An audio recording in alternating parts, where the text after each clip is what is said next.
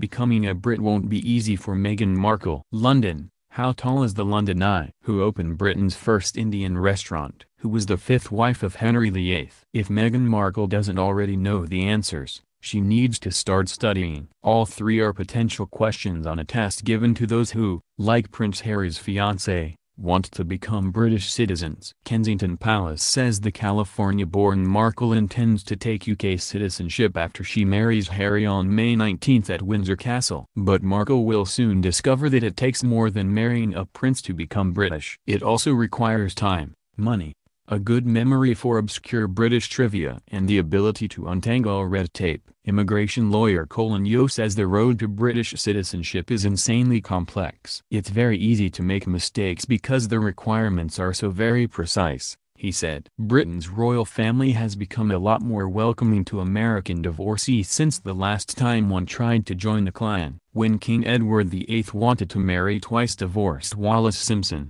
it sparked a constitutional crisis. The king abdicated in 1936, saying he could not reign without the help and support of the woman I love. But while Britain is rolling out the welcome mat for Markle, it has placed ever bigger hurdles in the way of less well-connected or well-funded immigrants. Britain's Conservative government tightened immigration rules in 2012 to help it meet a self-imposed target of reducing net immigration to less than 100,000 people a year. It's currently over 200,000. The target was set at a time when public attitudes to immigration were hardening. A desire to cut immigration was a major factor for many in the UK who voted in 2016 for Britain to leave the European Union. But critics say the immigration rules are rigid and unfair, giving the affluent an advantage over the less well-off. Non-EU citizens who marry Britons typically must obtain a spousal visa, then live in the UK for 5 years before they can apply for permanent resident status or citizenship.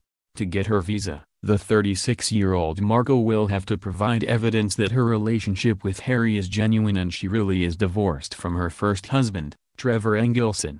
She also must show that Harry earns at least £18,600, $26,000, a year or has £62,500, $87,100, in savings, and can provide accommodation without recourse to public funds. That shouldn't be a problem for this particular couple, who can also afford the fees, which can amount to almost £7,000, $9,760, during the process. But many less affluent couples struggle to meet the cost. Between 2012 and 2014, 30,000 applications to bring a non-British spouse to the UK were refused. Yeo says the minimum income rule has created thousands of Skype families in which parents are forced to live in different countries. The rule discriminates against women, young people and ethnic minorities, who are less likely to be earning more, and people outside London, who on average earn lower wages, Yeo said. Other prospective immigrants have been rejected because of increasingly stringent demands for documentation. The British government is facing intense criticism and charges of racism over its treatment of thousands of people who came to Britain from the Caribbean as children in the decades after World War II. They had the right to live in Britain, but many have recently been denied jobs or medical treatment, or even threatened with deportation, because they cannot produce paperwork to prove their right to live in the UK. The government has also admitted that in a clear-out a few years ago, it destroyed the landing records of many people from the Caribbean. Caitlin Milazzo, 1A, US-born academic who got British citizenship in January after living in the country for 6.5 years, advises Markle to pay attention to the details when she is preparing her application.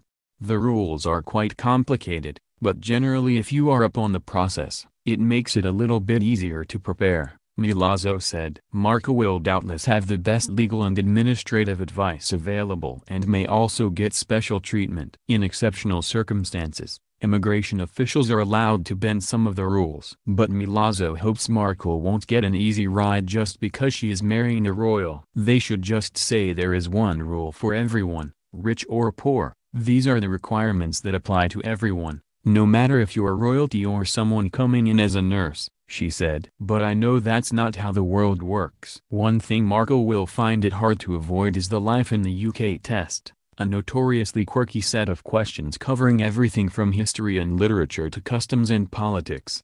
The test has been criticized for containing questions that few Britons can answer. The House of Lords Citizenship Committee said last week that the quiz appeared to be a barrier to acquiring citizenship rather than a means of creating better citizens. But as a native English speaker, Markle will likely find the multiple-choice quiz easier than many applicants for whom English is a second language. Law professor Tom Brooks, author of Becoming British, UK, Citizenship Examined, advises Markle to learn the height of the London Eye Ferris wheel, 443 feet or 135 meters, the name of the pioneering Indian restaurateur, Saifuddin Muhammad, and the identities of Henry VIII's 6 wives to prepare for the test. Brooks, the U.S.-born Dean of Law at England's Durham University, says the test is fairly easy to pass with the help of the official practice book, but brings the taker little practical benefit. He likens it to a bad pub quiz. Pub quizzes are fun, Brooks said. This quiz wasn't fun, and the trivia wasn't even worth knowing.